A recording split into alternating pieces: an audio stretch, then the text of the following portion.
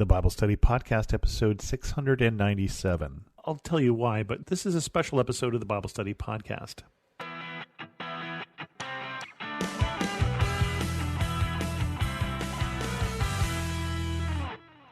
Welcome to the Bible Study Podcast. I'm your host, Chris Christensen, and I have to correct a problem. And it's a problem, oddly enough, that I went, I think, 9 years without anybody pointing out to me, and I don't understand how that can be. But a number of people have pointed out recently, which is when I did an episode, or a series of episodes rather, of 21 episodes on the book of Revelation back in 2011. I didn't finish the book, apparently. As far as I can tell, there is no episode on the last chapter of the book, and multiple people have been writing in this year saying, hey, what happened to the last chapter of this book? So I'm going to finish Revelation with Revelation 22 today. But before we do that, just to wrap up what the book of Revelation is about, if you haven't listened to that study, you can go back to the website and listen to those older episodes. I made a case, both in that study as well as in another study that you can find that is the Bible summarized in 10 minutes, that studies Genesis 1 and Revelation 22, that this whole book is about the relationship of God and his people, including the very confusing book of Revelation. Revelation, which has all of these visions that we don't understand. All of these visions of 7 seals and 7 bowls and plagues and riders of apocalypse and 7 letters to the churches and things. And it's a confusing book because it seems to, at times, show the earth and then the earth will be destroyed and then we'll be back seeing the earth again. And so it goes through these cycles, and it isn't necessarily meant for us to understand in the way that Hal Lindsey tried to in the late Great Planet Earth book. But instead, there's a message here in this book of Revelation, and the message that we found in the chapter I ended with, which was chapter 21, is this creation of the new earth, that God has restored his creation, and that all of the Bible, everything in between Genesis and the end of Revelation, is God in the process of doing that restoration. We're just coming off a study of the book of Genesis, and part of the reason that I wanted to study that story is it's the beginning of that story of God and his people, beginning with Adam and Eve, of course, but also Noah, and then, of course, the patriarchs, Abraham, Isaac, Jacob, and then, of course, Joseph. And in that story of Joseph, I think we see most clearly God working to restore his people, God working through this young dreamer, this dreamer with a pretty colored coat, but putting him through some things where he gets sent to prison, he gets sold into slavery, and yet all of that is meant for good. That God is working through a plan where he will save Joseph's family by bringing them into Egypt, where he can turn them from a family into a clan, into a nation. And it is a nation that he will create in the book of Exodus and later on in Joshua. And that God is working his purpose in the plan, and that plan ends here in Revelation 22. And it ends with restoration. And it goes like this: Eden restored. Then the angel showed me the river of the water of life, as clear as crystal, flowing from the throne of God and of the Lamb down the middle of the great street of the city. On each side of the river stood the tree of life, bearing 12 crops of fruit, yielding its fruit every month. And the leaves of the tree are for the healing of the nations. No longer will there be any curse. The throne of God and of the Lamb will be in the city, and his servants will serve him. They will see his face, and his name will be on their foreheads. There will be no more night.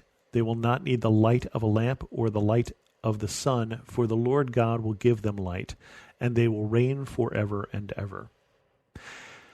Couple things in there to point out in terms of a lot of things in the Bible in general, but especially in Revelation, one of these books that is an apocalyptic style of writing. That's the style of writing from Revelation, from the book of Ezekiel, for instance, that are these visions of things. A lot of meaning in numbers. And so these 12 crops of fruit every month, so that's one crop for a month, for those of us who live in a 12-month year, which isn't necessarily what they did. But it's also 12 is a significant meaning in the Bible because 12 tends to represent the people of God. There are 12 tribes, there were 12 sons of Israel, there were 12 apostles. And so 12 tends to be this word that's relating to God's people. I don't know specifically in this case if it is. We'll have to ask God when we get there. But we've got this city, and down the middle of the city, the tree of life. Remember, the last time we saw the tree of life was in the Garden of Eden in the beginning of the book of Genesis. And in the beginning of the book of Genesis, there were two trees that were special. One they were told not to eat from, Adam and Eve, and that was the tree of the knowledge of good and evil. And the other one was the tree of life. And the last we saw this, as they're kicked out of the garden, there is an angel that is keeping them from this tree of life. And now, when we get here to the end of the book, to the end of the story, which is still in our future, the tree of life is right there, and it's bearing fruit, and there is healing. There's no curse, there's no darkness, and that process of reconciling God to his people that started right away after the fall in Genesis, when God says to the serpent that the offspring of the woman will bruise his head, when he is already prophesying that a child from the woman, not a child from the woman and the man, prophesying basically Jesus' virgin birth. He already has a plan at that point. By this point, that plan has been revealed and that plan has been executed. And where was God heading that whole time? He's heading to this, to Eden restored, to the healing of the nations, to people seeing his face, to have his name on their foreheads.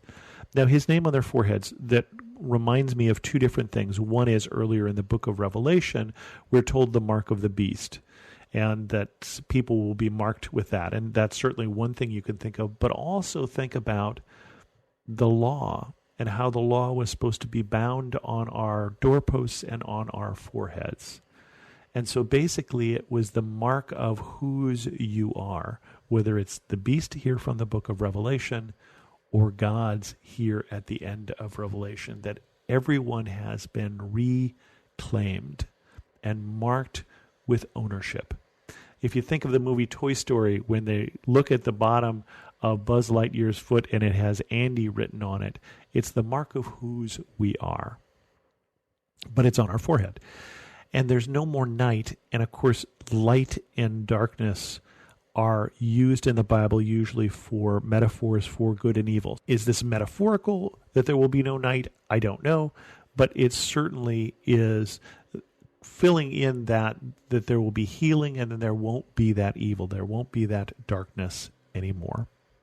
And then finally, we wrap up the book with these words, John and the angel.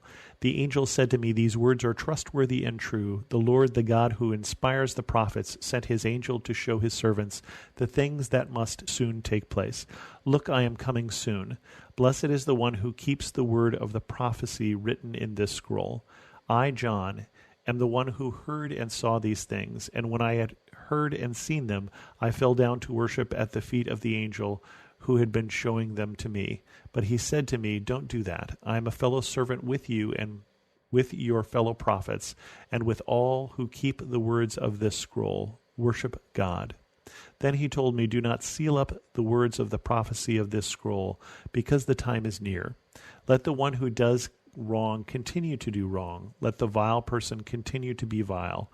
Let the one who does right continue to do right, and let the holy person continue to be holy. Look, I am coming soon. The reward is with me, and I will give to each person according to what they have done. I am the Alpha and the Omega, the first and the last, the beginning and the end. Blessed are those who wash their robes, that they may have the right to the tree of life and may go through the gates into the city. Outside are the dogs, those who practice magic arts, the sexually immoral, the murderers, the idolaters, and everyone who loves and practices falsehood. I, Jesus, have sent my angel to give you this testimony for the churches.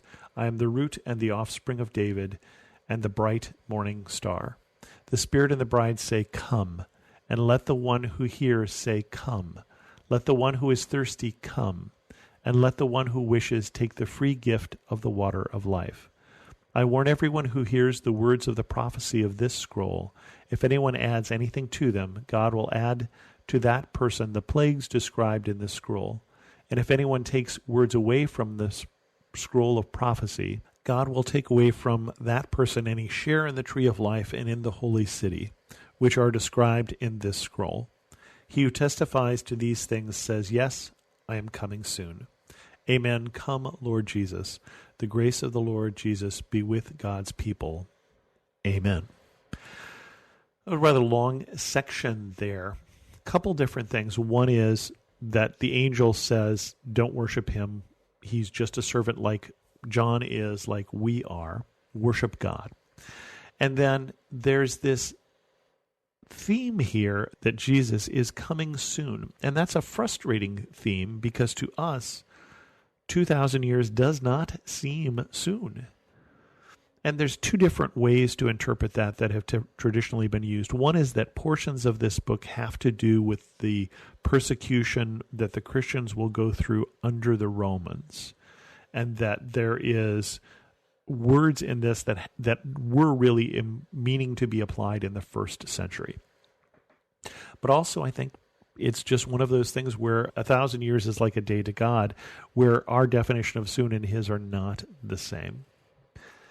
And it can be frustrating because we have been wondering as God's people for 2,000 years when soon is. And we've had people who've decided it's today and ended up on top of mountains and been mistaken because, as Jesus told us, only the Father knows the day. And so we are encouraged to be ready. But also here, we're encouraged to come. Some of my favorite words in this whole book, and I mean both Revelation and the Bible, are the Spirit and the bride say, Come. The one who hears says, Come. Let the one who is thirsty come. The free gift of the water of life. That this whole book that ends with this chapter is an invitation. It's a story of God and his people starting in Genesis, ending in Revelation. But it is also an invitation. It is God's plan working out to restore his people. And so it ends with the grace of the Lord Jesus be with God's people. And may the grace of the Lord Jesus Christ be with you also this week. And with that, we're going to end this episode, this rather strange and untimely episode, or at least delayed episode of the Bible Study Podcast. If you have any questions, send an email to host@thebiblestudypodcast.com, or better yet, leave a comment on this episode at thebiblestudypodcast.com. And thanks so much for listening.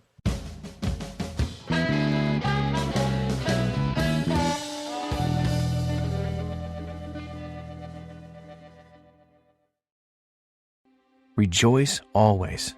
Pray without ceasing. Give thanks in all circumstances. God invites us to cultivate thankful hearts by turning our eyes toward him in good times and bad. To listen to more Abide Christian Meditations, just go to lifeaudio.com or search your favorite podcast app for Abide Christian Meditation.